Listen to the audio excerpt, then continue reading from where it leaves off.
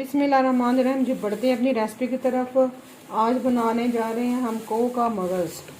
ठीक है, इसको हम बॉईल करने के लिए रखते हैं। थोड़ा सा हम नमक डाल देते हैं और इसको 10 से 15 मिनट हम जो है ना बॉईल कर लेते हैं।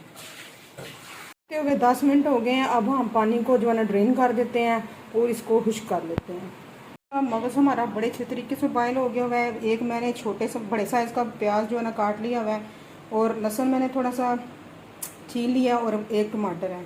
दूसरी जगह मेरे पास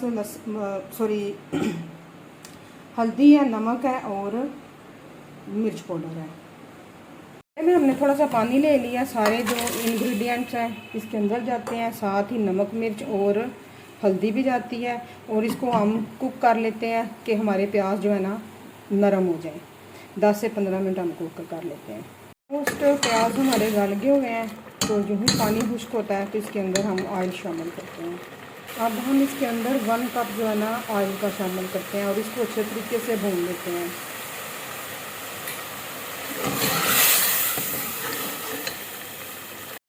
अब हम इसके अंदर ज़ीरा और सूखा धनिया क्रश हुआ है वो ऐड करते हैं।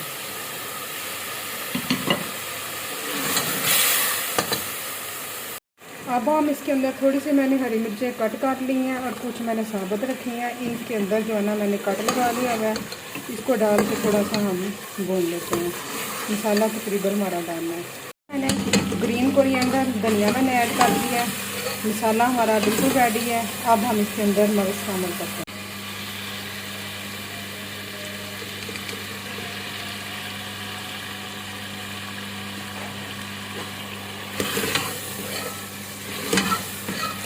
ये जो बड़े पीस है ना इनको हम स्मॉल पीसेस में कर लेते हैं ऐसे। हम 5 मिनट जो है ना मज़ीद भून लेते हैं तो हमारा मगज़ जो है ना बिल्कुल रेडी है। माशाल्लाह मगज़ हमारा रेडी है। अब हम इसको निकाल के डिश आउट करके आपको दिखाते हैं।